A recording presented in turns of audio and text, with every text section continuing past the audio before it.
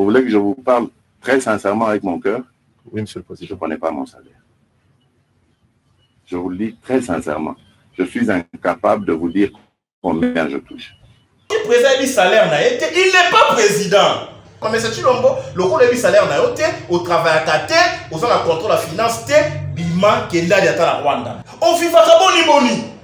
Donc c'est un discours d'un monsieur qui a prouvé la face du monde que c'est un président inutile. Donc, si l'on est dans le il faut s'intéresser M. Chilombo et Ali salaire T, puisque la rétro-commission de qui salaire. Il donne la Kagame ce qu'il n'a pas pu obtenir par voie des armes 25 ans. Stylo. À Pessier, Or Kivu, Sud Kivu, Nord Kivu, Maniema. Si on est forcément possession, l'accord aurait dit bah, si tu es au Rwanda pour exploiter et que vous allez garder par le militaire de l'armée rwandaise. Oh, Kindokité. Donc, M. Kagame a joué Lokoyo, a boundé la 25 ans, pendant 96. Il y a un deuxième mandat. Quand tu le Sali et engloutir 12 millions de Congolais qui sont morts. Et sacrifier les générations présentes et futures. Comme il y a deuxième mandat, moto a échoué. Moto a salaire n'a été. Moto a évité que Minembe va occuper. Moto a évité que Banana Beni va bomber bango. Moto a évité que nous soyons bakaté. C'est quoi votre mandat pour gérer? Ça c'est une fraude à la loi, c'est une fraude à l'esprit à la Constitution. Donc M. Chilombo a la question dans le monde entier qu'il y a eu crime contre l'humanité. Il a dit que le vaccin a l'imabé, a pété si on a monté, il a dit que le peuple était que bon, je vais vacciner dans les bandes là, a tiqué plus de 40 000 personnes, bah, je vaccin, na sima lobby et à l'imalamoté. Donc Chilombo a fait ça, donc il faut déjà tout préparer pour vous comprenez qu'ici, il faut déjà présent Fayulu vérifier aux gens qui vaccinent mon type de nini, ceux qui allaient typo Chilombo lobby, il faut antidote, antipoison, parce que c'est des mondes de guerre. On peut éliminer un adversaire. On lance les vaccins pour pas atteindre les gars à mon tour encore.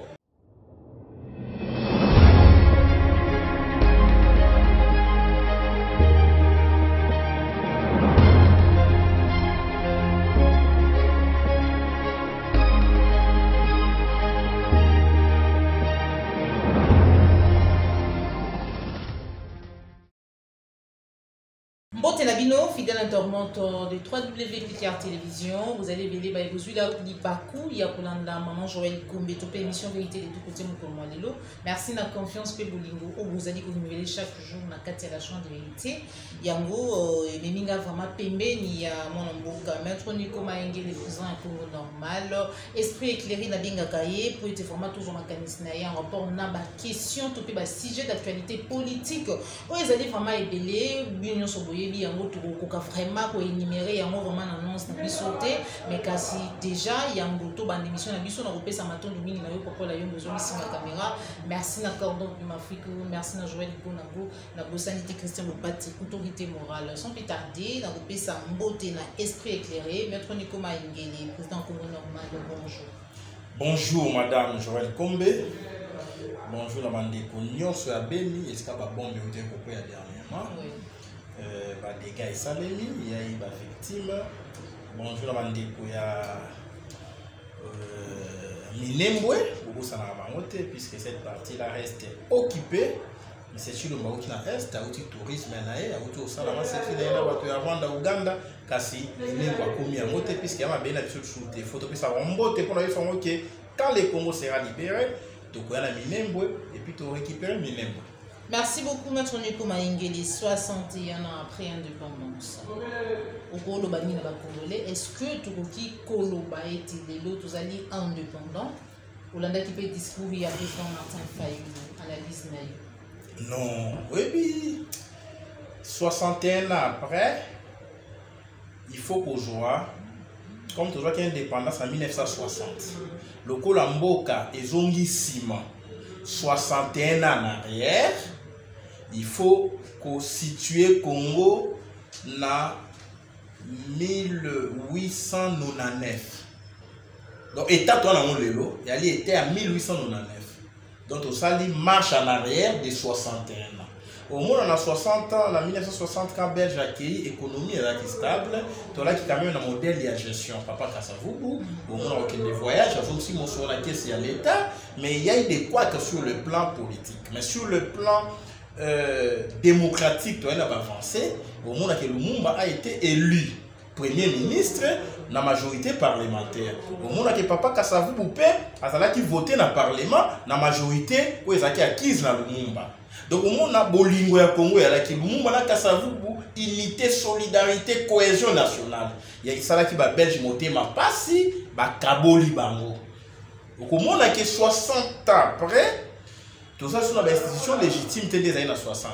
60 il y a la démocratie parlementaire, le lieu a dit entre guillemets démocratour, c'est-à-dire déviation à la démocratie. Si vous voulez forcer que la démocratie, une démocratie made in Rwanda, made in Kingakati, démocratie basée sur un deal.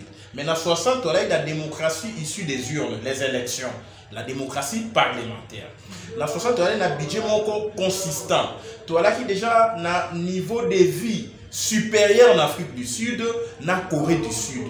Au monde que Congo a un standing à niveau international, a un pays émergent déjà dans 60, puisque l'administration est assise, la population est moquée, mais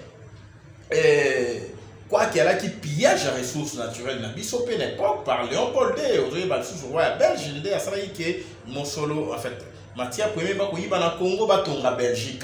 Mais 61 ans après, au Congo on a pu les Congolais va se comporter comme Léopold II. Va courir la matière première dans Congo, va courir mon solo dans Congo va kende ko somba kana et pas bapaya na Europa. Au monde a un château. 61 ans après au monde mais c'est Chilombo a se comporter comme Léopold II. Au monde Léopold II a ko joa caoutchouc, wolo, diamant ya Kasai. Matière première à Katanga, a Chiango na Sakosi, a Chiango na ba avion et Keila, Belgique, Batongi Belgique. Les lopes, mais c'est Chilombo a joué Wolo, Yamaniema, Nord Kivu, Sud Kivu, a Pessi Hitler africain. Donc aujourd'hui, tu as une néocolonisation. Donc 61 ans après, Chilombo pesi mboka na Uganda na Rwanda. Oh ngana ko benga bango bali ba Hitler africain, bali ba Léopold II moderne. Donc 61 ans après tu avancé té. 61 ans après choix à peuple aller respecter té. Prospérité au Lumumba, abundela ki au Kassavoubou abundela ki tozui yango té. 61 ans après tu commis esclave na kati ya mboka na biso. Donc il n'y a pas eu d'avancée en termes d'une marche d'un peuple vers son destin meilleur. Ok. Discours où tu peux adresser à la nation, il y a le président Martin Fayulu m'a dit où il y a un mec qui m'a dit Banamboka ba ko épingler, on va point ébélé, je vois qu'ils ont encouragé, bah ko lobela vraiment les candidats vaccin, va dire que notre président Élise c'est pas lui qui peut appeler la population congolaise à se vacciner, et personnellement esprit éclairé, président Congo normal, analyse naïve. Ah, merci beaucoup, Maman Joël. Combien d'années discours et à président Fayulu et un point positif et belé et a dénoncé le système d'occupation à Congo, à la qui est sécurité à l'île Congo, régime où ils allaient incapables et à l'île leadership moro faible, a dénoncé leadership à M. Chilombo, a dénoncé pillage de ressources naturelles Yamboka, a lobbyé il faut tout élément puisque c'est allé politiser. Processus électoral, ils allaient déjà biaisé. Chilomba pour préparer fraude électorale. À l'objet bisonioso. Tout se tenir prêt pour tout bimananzela, tout revendiquer, tout mettre un terme na fraude électorale au baso planifié. Rabi, ça ne passera pas cette fois-ci. Et ça, j'ai salué ça. Mais au-delà du discours, nous devons maintenant arriver à l'action sur le terrain. Donc, il faut qu'on baigne là. Il va falloir que cela se fasse le plus vite possible. Alors, le point divergent, le point qui a mis tout le monde, en fait, les uns mal à l'aise, les autres va soutenir, va oui, envoyer un vaccin. Donc, président Fayulu, à sa statistique, il y a un pays où il va jouer vaccin, à la qui la Congo, va vaccin pendate, au B 40 000 presque sur échantillon à 1 700 000. À la qui est leadership à Chilombo, à communiquer qui m'a cité sur les biens fondés à vaccin. On est à des points de vue à président Fayulu. Maintenant, moi, Nico Maengele, je n'ai jamais appelé les gens à se faire vacciner. Parce qu'il y a lobby, vaccin, moi, je n'ai pas d'éléments. Ils ont attesté qu'il y a une émission ils ont attesté qu'il y a un vaccin à solo et à pour la peuple. Mais c'est Chilomba a vaccin par un médecin opposition au CK Kingaï. Les noms, mais c'est Chilomba lobby, vaccin à l'Imabé. Et à l'Issouchi Amabé. Analysons maintenant le discours, il y a le président Fayulu, le président élu, la réaction à Chilombo. Le président Fayulu, je dis que je suis un homme honnête, neutre. Le président Fayulu, à l'objet, Batoba s'est fait vacciner, après s'il va bien fondé pour na boulamu ya peuple, sinon esprit à discours. Mais c'est Chilombo va réagir. Habité, vaccin à l'Imabé. Nous avons un doute. Nous avons un vaccin pour nous causer la souche, mon souche à malam. Mais on déjà ça qui va si on comprend les parler des discours, on comprend que M. Chilombo a lobby bateau en d'autres termes pas se faire vacciner parce qu'il y a des souches à Mabé. Donc le président Fayulu selon guerre, il y a communication entre Chilombo et Fayulu pour détruire l'un dans l'opinion publique. Guerre à communication et le président Fayulu a lobby bateau va se faire vacciner. Chilombo lobby vaccin à l'Imabé. Et puis, le président Fayulu a fait un vaccin à Mabé. On a dit lecture par rapport, il y a des avantages, il y a discours, il y a président Fayulu par rapport, il y a réaction à M. Chilombo. Maintenant, des avantages, il y a réaction à Chilombo par rapport, il y a population. Quand M. Chilombo a lobby, vaccin à l'Imabé, il y a un doute, il y a un vaccin parce que il y a un malam mingi. Donc, M. Chilombo, à la question du monde entier, qu'il y a un crime contre l'humanité. Il y a dit que le vaccin à l'Imabé, à Pékissi, a monté, il y a dit que le peuple était que bon, je vaccin dans l'Ibandela, a tiki plus de 40 000 personnes, bah, le vaccin, dans le lobby et à l'Imala monté. Oui, il y a là qui peut diaboliser les réseaux sociaux. Vous comprenez que le coup là, il y a un lobby qui non, il y a une diabolisation des réseaux sociaux, manque de communication publique. Maman, ce que le Yamabé, il y a ça peuple dans l'Ibandela. Je te dis l'État, tout le monde est animé. Tant que le peuple a vu le vaccin, en connaissance des causes, c'est un crime contre l'humanité. Et M. Chilombo doit répondre. Okay. Il doit répondre, il ne suffit pas de dire que voilà, les vaccins, il y a un doute, et il y a un problème avec ces vaccins. Il a dit ça. Mais il a dit qu'il y a un problème avec ces vaccins. Au tiki peuple, Bangoulou na yo, bazwa vaccin, comme cobaye, yo lobi, ngai na mwasi na ngana bana, tokozwa vaccin à malamo, souche kouya. Donc comprenez que il s'est rendu coupable devant le tribunal de l'histoire, devant le peuple. Tout le monde a victime d'un vaccin, responsable c'est M. Chilombo, il s'est montré incapable de protéger le peuple en amont. Un chef de l'État agit en amont et non en aval. Pendant que le peuple est déjà atteint, si il faut en compter. Si le vaccin à Mabé, n'hésitez pas à faire quel type de vaccin, n'hésitez pas qui souche nini. Est-ce qu'il y a qui au Chilombo lobby qui AstraZeneca? Est-ce qu'il y a un mot? Donc, Chilombo il faut déjà te préparer pour vous comprenez qu'ici, il faut déjà président Fayulu vérifier aux gens qui vaccinent ceux qui ont typo Chilombo il faut antidote, antipoison, parce que c'est des mondes de guerre. On peut éliminer un adversaire. On lance les vaccins pour pas atteindre les gars à mon encore. Il y a un bilan qui est lancé et puis pression indélé. Ce qui est à jouir avec ton Katia. Alors il faut vraiment, M. Chilombo, tout l'andela et puis le vaccin. Il faut enquêter sur Yango, tout est degré à nocivité dans la population, puisqu'il y a trop nocif. Ils ont reconnu aujourd'hui que ce sont des faux vaccins et même si le peuple a un vaccin. Moi, Nico Maengele est président. Congo normal, tous les Congolais normaux, toutes les Congolaises normales, attendent à changer ma souche. Pas question de vaccin. Ça n'engage que Nico Maengele, tu as vaccin, tu as profité. Tu as fait la malaria, tu as vaccin, Covid. Alors, biso sikoyo, et là, mon pépé, au moins, il n'y a pas de sous obligatoire. On va payer les vaccins obligatoires, mais la débit va présenter comme une obligation. Pensez que même le vaccin, le passeport vaccinal. Vous savez, mais aujourd'hui, avec l'évolution, avec les reculs du temps, bah comprendre que c'est obligatoire. Et dans le Congo, c'est obligatoire. Chilombo a un vaccin, la famille, tout le monde qui croit dans le discours, pas question de prendre des vaccins, tant que vous allez rassurer que les vaccins, il y a des pour la bola, peuple. Merci beaucoup, Maître Nikouma Ingele, président Congo Normal, tout sur le Lamboka. Toyoki Félix Antoine Chilombo na interview accordé qui na magazine Jeune Afrique. Alors bien été constitution ya mboka na biso et PCN de là et PCN d'Indissa pour être akamba mboka mbala ya mibale soit titre ba deuxième mandat dans l'élection na autant yoki discours wana tout ba propos wana. Non. Abordé malheureusement faute de temps.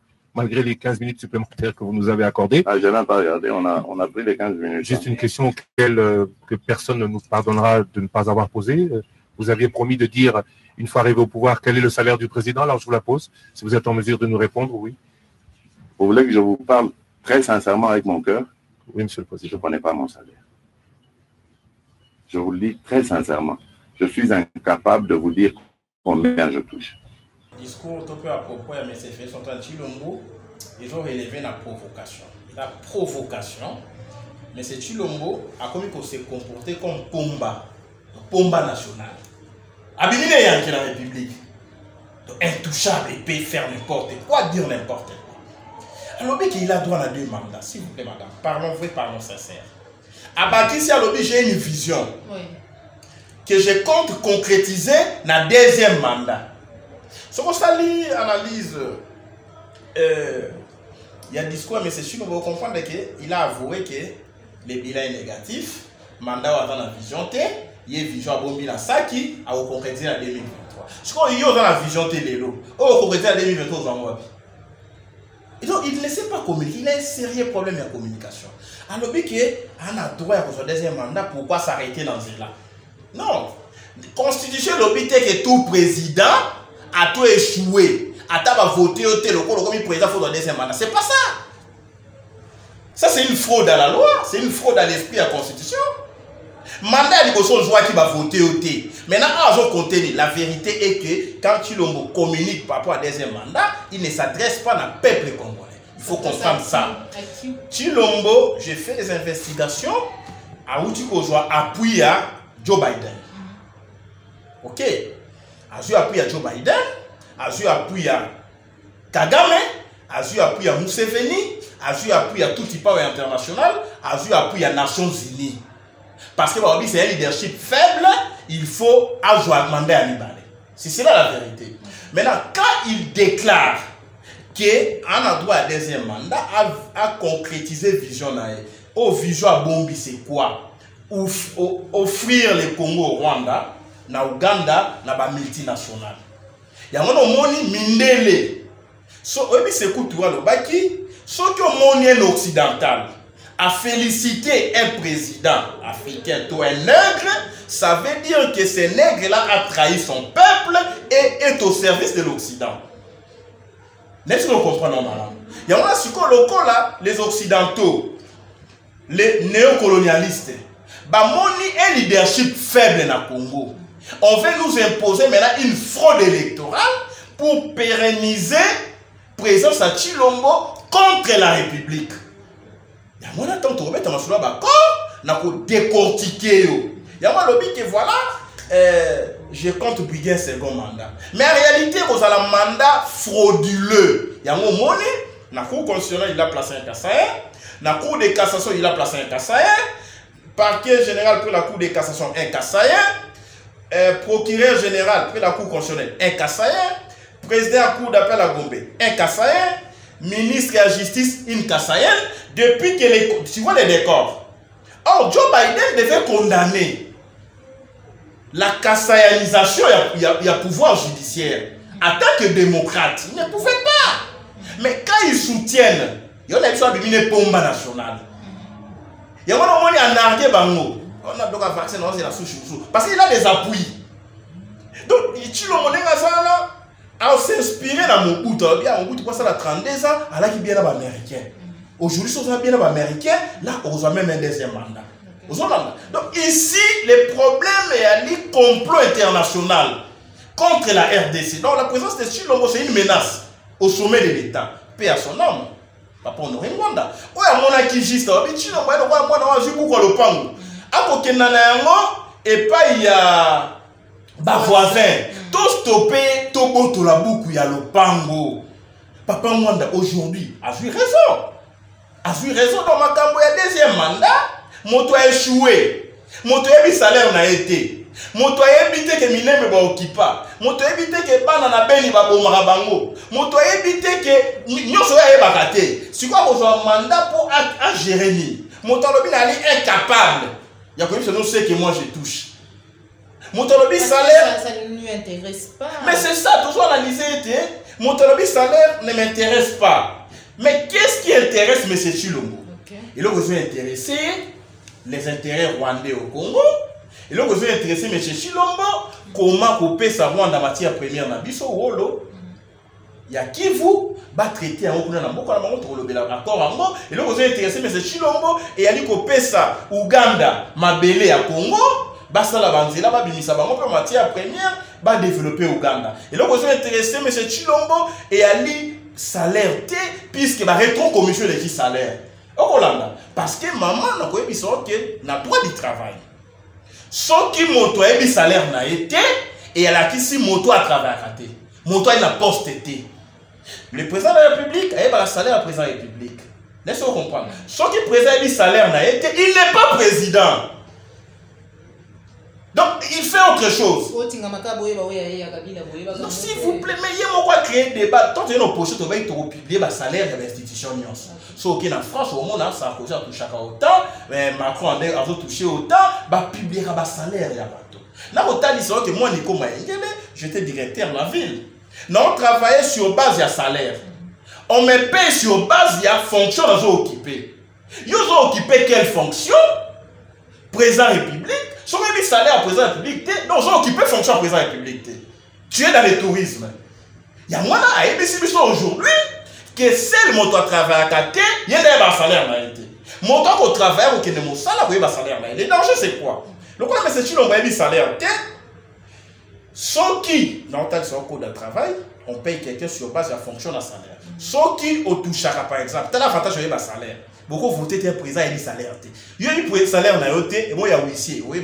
Puisque salaire à président, il faut qu'il y ait pour ceux qui ont un président, il y a huissier entre président numéro 1 na huissier moto asuka tension salariale et zali abonné. Ceux qui mais c'est sûr on va toucher à 2 millions, les huissiers doivent toucher $2 000. Laissez-vous comprendre. Donc on a évité, donc c'est-à-dire je ne m'occupe pas de votre République. C'est ça le message.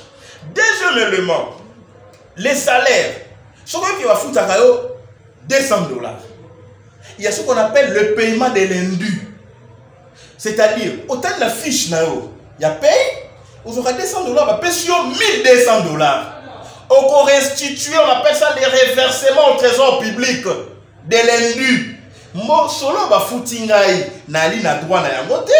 Il faut la zone qui na caisse ya l'État. Laissez-vous comprendre. Le coup la chilo m'a salaire té. Ata ba voti mon solo. Et si quand va 2 millions, après 100 millions, moi ya zone qui ça et réalité, indualité. De la preuve il y a corruption, manque de sérieux na gestion en boka. Comme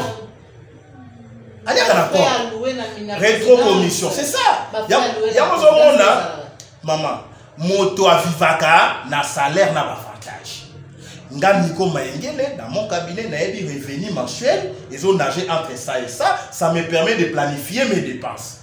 Si mon débit salaire, ce n'est pas mon temps pour planifier mes dépenses. À mettre à Kibouli Kiboudi. Il y a comment on a des dépassements budgétaires, la présidence. Il y a comment on a mon solo et Kobi Makalaba Saki, la présidence à Chilombo. Parce que quand il y a des salaires, attends, parce qu'il y a 10 milliards, na zui. 100 milliards, na zui. Na tout la tête, mais on a 2 millions. On a commis 10 millions. Laissez-vous comprendre. Ça, c'est la corruption. La chaîne à dépenses, il faut tout le gâteau récupérer. Mon solo, et ils ont la caisse à l'État. Donc, c'est la preuve que M. Chilombo, il n'est pas à sa place. Il faut, si on était sous notre ciel, il faut tout ça la marche, les autres, mais c'est Chilombo, le rôle de salaire n'a été, au travail à côté, aux gens la contrôle la finance, bima, qui est là, il y a la Rwanda. Bientôt, vous voyez le salaire, vous inquiétez pour le salaire, bientôt, vous voyez combien soit. Mais mon salaire n'a été, vous voyez le salaire, il y a fonctionnaire, on s'est soucié le salaire à fonctionnaire. Le président république en déco, Ngaï avant pour ma président république, je vais gérer ces pays. J'arrive, mon salaire c'est autant. Je publie ça. Salaire a fonctionné. Ah, mais fonctionnaire aura $100. Fonctionnaire aura $20. À foutre un boni. N'est-ce pas comprendre? Parce que le salaire a monté, il faut couvrir et nouer les deux bouts du mois. Na niveau nayo, il faut permettre aux épargnés. Si tu as un salaire, tu épargnes comment? Ou tu ne dépenses non comment? On vit pas boni.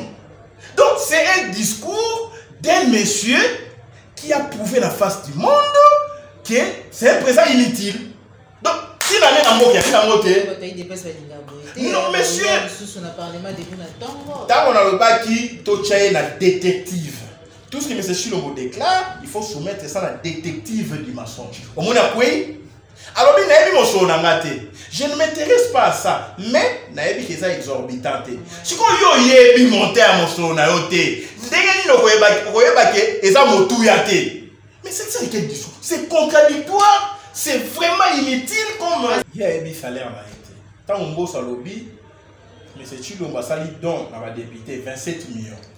À retour 27 millions, tu as pu prendre un salaire 27 millions. Il y a une corruption. Surtout avec la justice moins indépendante, il faut ouvrir une enquête sur son salaire et son utilisation. C'est sérieux.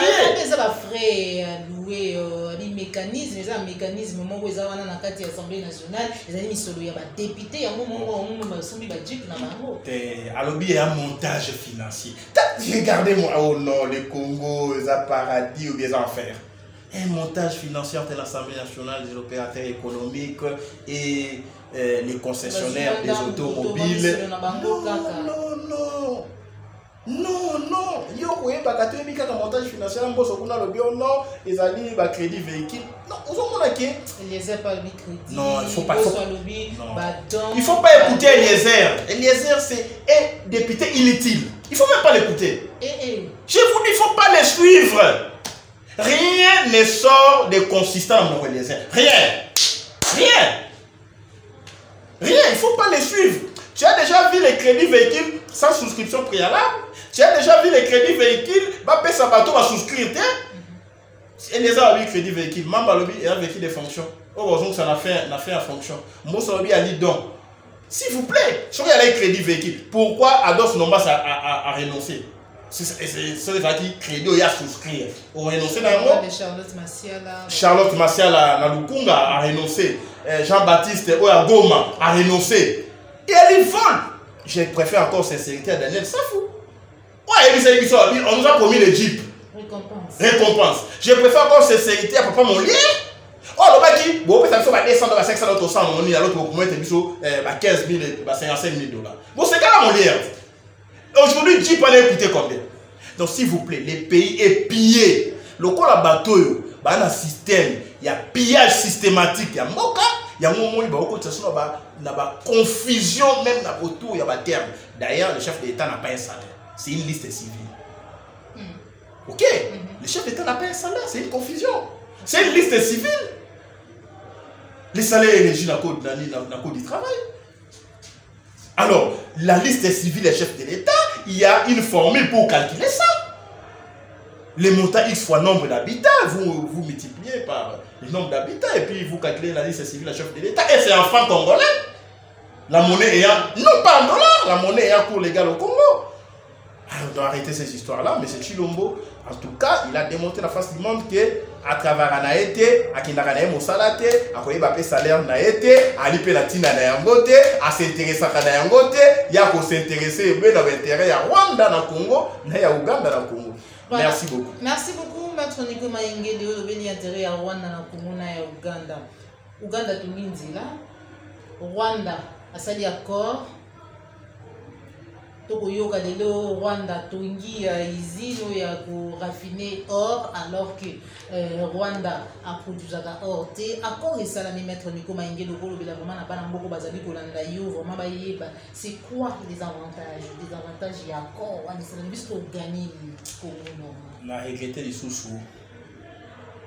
président Rwanda il a fallu ça la vie na ministre accord on est dans les réseaux sociaux. Il avait déjà publié ça parce qu'il y a une liste au thé dans la chambre à Kagame. Paix à son âme, après ça, il y a Makasi, dans le réseau où il faut accéder à l'information. Il faut accéder. Maman Joël, oui, Kagame a trouvé mon bobé. Les régimes de l'IDPS. Kagame va bénir na Rwanda. Fête na Rwanda. En Afrique du Sud, il y a des Congolais, il y a des espaces, les Congolais, les Tanzaniens, les Ougandais, les Rwandais, les Congolais, comme la bistrot, la communauté africaine. On s'est cabisso à cause de ces accords. Donc, M. Kagame a joué Lokoyo, a boundé la 25 ans. Maintenant, on a 6. Kagame a sali bitumba na Congo, quoi ici mon boutou, pour accéder à or, coltan. Ba minerai à Congo de manière générale. To bundi. Ba bouja mabe ba koufi pour na Kagame zwa wolo ya kivute. Ba Mamadou Ndala, ba général Baouma, ba Mayala, ba longoli ba na est ba kiko kwa ba na Kitona parce qu'ils ont menacé les marchés sur les Rwanda.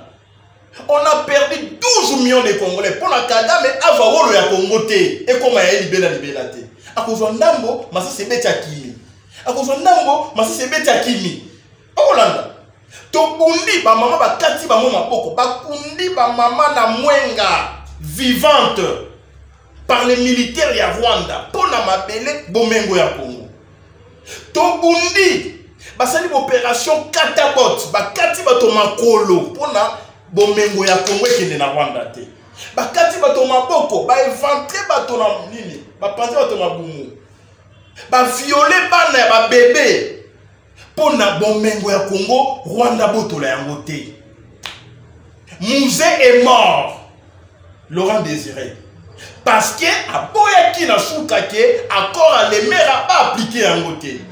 300 km na mabele ya Congo bomengo ya Congo ekendani na Rwanda to bundi face à Kabila abangi kopesa Rwanda officiellement na bakor bomengo ya Congo.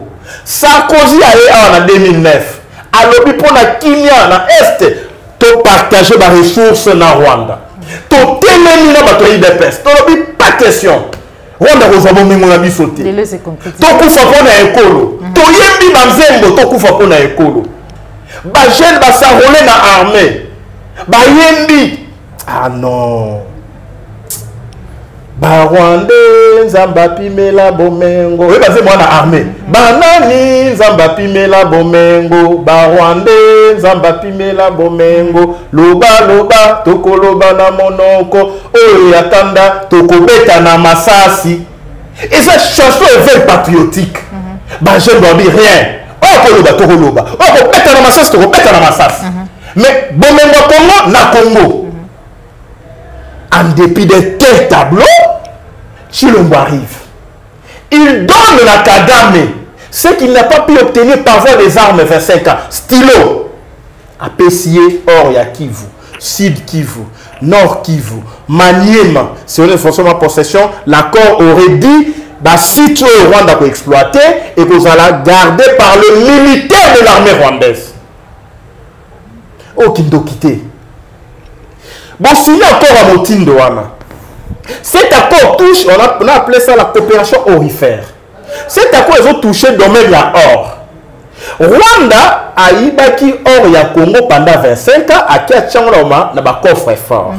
Te fondi Rwanda la Cour internationale de justice pour pillage des ressources naturelles. Tant que nous avons Koufi, va retirer plainte. Ouganda, tu continues au Samba, bah, condamner Ouganda, n'a pas même grief. Auto-reproché sur la Rwanda, pillage, exploitation illicite, commerce illicite de nos matières premières.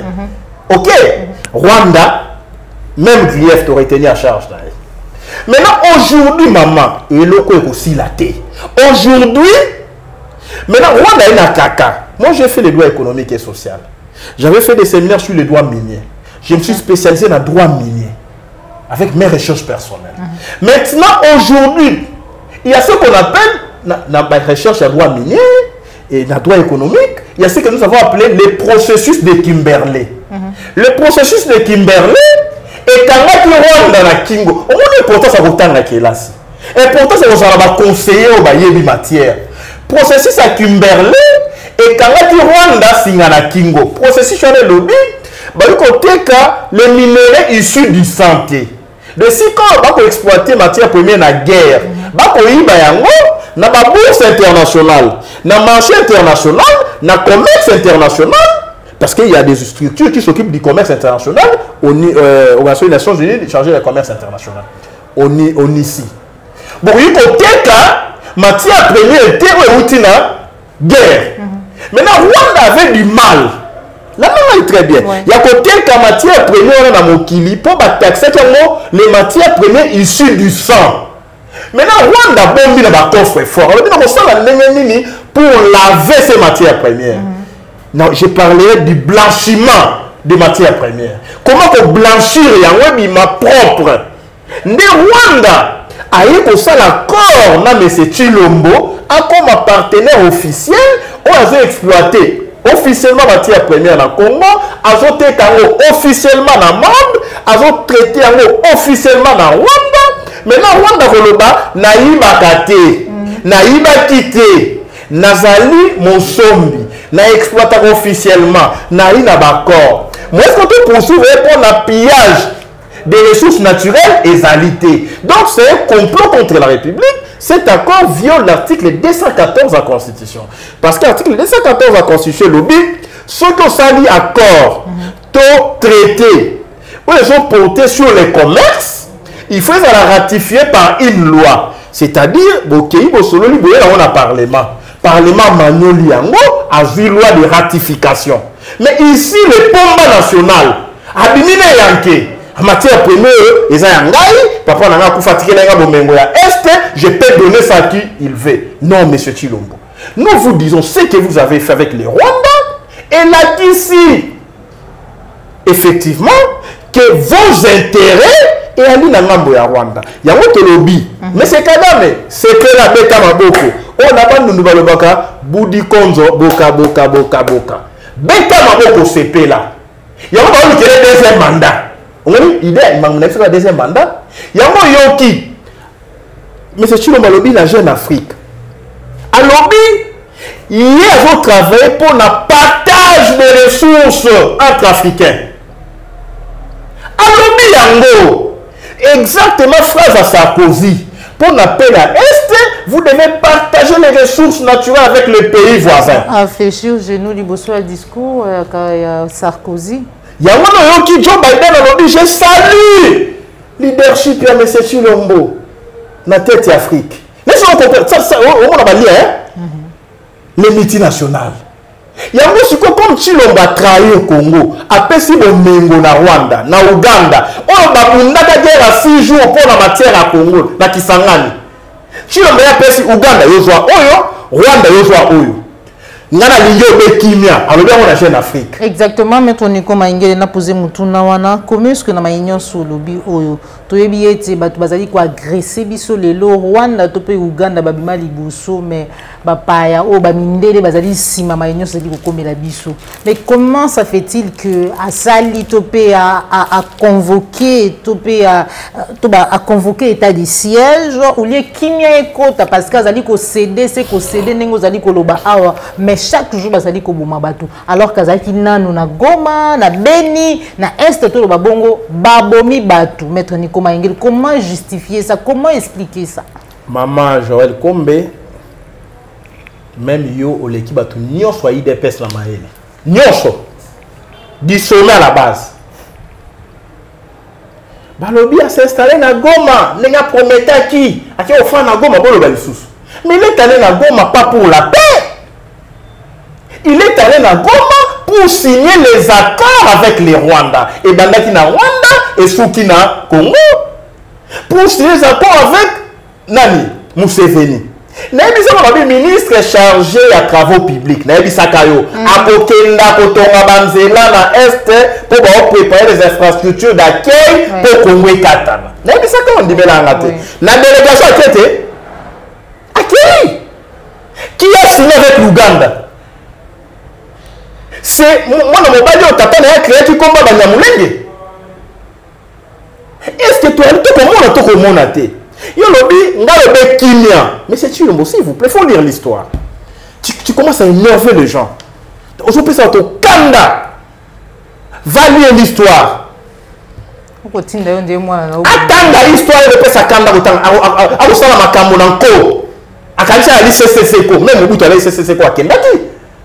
Maman Joël, ce que tu as dit histoire, c'est que Chilombo a fait, et c'est salement. Au moment de Chamberlain, on négocier les Français et les Anglais, on négocier na Hitler. Ici, Kadhafi et Hitler. La coalition anglo-française, on négocier na Hitler. Na Grande-Bretagne, il y a eu l'ancien premier ministre Churchill. Churchill a dit, les Français, les Anglais ne négociaient pas avec Hitler et que vous tiennent un plateau de sacrifier Tchécoslovaquie. On est à paix.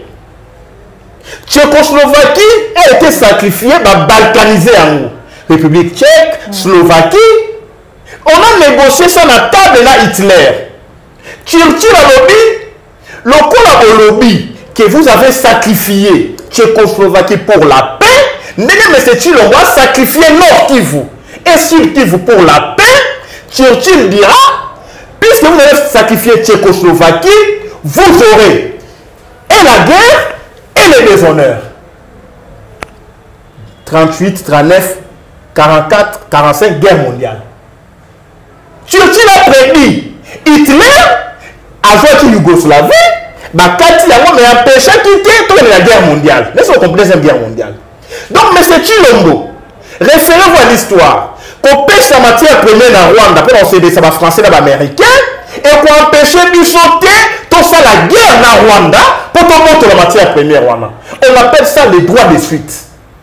Moi, Nico Maïngé, le président, maman Joël, comme présidente du Congo, appliquer les droits de suite, qu'on boundi ça. Qu'on l'a matière première ya Congo, Bomengo ya Congo, et si kanyo soyali, qu'on zomisa yango na Congo. Donc ces accords-là n'engagent que M. Chilombo et ses talibans. Ça n'engage pas la République. Demain, les pays libérés, nous allons casser ces accords et commencer une vraie lutte. Il y a libération et indépendance à Congo. Parce que, au moment où il a fait tout discours, il faut sauver le Congo. Il faut plaire le discours à Minaï, Covid aussi, ça va tout. Voilà, parce que Covid, on va comment le malaria, et comment le sida, et comment le tuberculose. Mais par contre, M. Chilombo, ça n'est pas mais par contre, Chilombo Sali et engloutir 12 millions de Congolais qui sont morts. Et sacrifier les générations présentes et futures. Nous aurons un contentieux international devant la Cour internationale. Après Chita Chilombo, les Rwandais ont acquisé Congo. Pour irrespect à l'accord, oh, mais c'est Chilombo a signé. Nico Maïngé, je lui dirais, ces accords ont été conclus en violation de la Constitution et les cas qui n'a parlementé et à l'IBA papier chiffon. Ok. Puisque comme il est là, beaucoup les amis tata, les amis maman, moi se débrouiller alors que le pays ici et aller dans le bateau, tu es tellement topé aventureux. Aujourd'hui, papa, maman, ceux qui ont dit Nico Maïngé, si le bateau est à Congo, a sali d'accord na Rwanda. Accord, on est dans la matière première, or, et à lui, dans le domaine de la sécurité. Ok. Et à lui, dans le domaine de la défense. Tout le temps, Rwanda, ça va pour infiltrer la sécurité, la mission de défense, la mission. Il y a une opération mixage, brassage, CNDP, M23, RCD. Mais il y a des choses sur les renseignements militaires. S'il vous plaît, est-ce que aucun doit quitter? Sur ton lobby, tu es comme un haineux. Et ici, à Silisi, à Zoni Kinshasa, voilà, à où tu vas taper dans l'Est, mais tu as tout le lobby. réalité, babombe quoi na Beni, babombe quoi na Église catholique, bato ba continuer ko kufa. Okolanda. Ce que yende ko sala na est, on a episode kenda yende ko sala ba corps, agenda ko cha kimiate pour état de siège question na otuni susu. Na ebisa na maman, on état de siège ils ont permettre Rwanda à exploiter biso, à occuper biso, toi na makasi ya ko marcher té. Pour l'état de siège on ko marcher té, il y a restriction de liberté publique. Na ebisa na bi, so Kagame a appuyé état de siège et la kisi que a trouvé compte dans un état de siège. Na ebisa na bi maman, cet état de siège a été décidé dans Rwanda. Aujourd'hui, basali d'accord, mais on tatambola réalité. État de siège, Covid, restriction de liberté, pas de 20 personnes. Maintenant, qui le ministère de la Justice, le Bembeamé Kabwe, Tété, Batomeke, tu ne vois où tu en as, plein, Covid réalité. Si tu as des femmes de ma belle à Congo, en vertu de l'article 63, tout Congolais a le droit et le devoir de défendre la patrie. Ouais. Aujourd'hui, la patrie est en danger. Avant d'appliquer l'article 64, il faut tenir l'article 63, l'article 5 de la Constitution. La souveraineté appartient au peuple. Nous sommes menacés, président Fayoulou. Tobi Sabatonanzela, Tobi Sachilomboke, monsieur, tu t'arrêtes ici. 2023, c'est trop loin. Il n'a pas de vision à l'Obiango. Si 2023, il n'a que la vision à Rwanda, na Museveni, Bako Tramabele à Congo. Pour moi, Nico Maengele, peuple congolais, s'il vous plaît. Vous allez la distraiter. Au moment où il va créer, Fayoulou la Koutaina. Kabila elle a qui pona la plaque à fa de nemonani que wana plaque à lokuta aboko wana ezali babenga ngo bakadiosha ya li laboratoire ya batuti ba travailler na Kinshasa ba to IDPS comment ko sala ba élément de distraction publique et massive tant on va sala ba corps ba bimisi lo kwa distraction on est emballé bino kuna corps eleki tant on va corrompre blo à 500 jeep ba bimisi lo kwa distraction publique pour kanga ibona kingo ce que biso esprit clair il faut to yeba. Ce que M. Chilombo fait avec Kabila, ils sont ensemble. Ce que M. Chilombo et Kabila font avec Kagame, MBO. Mensonge bien organisé.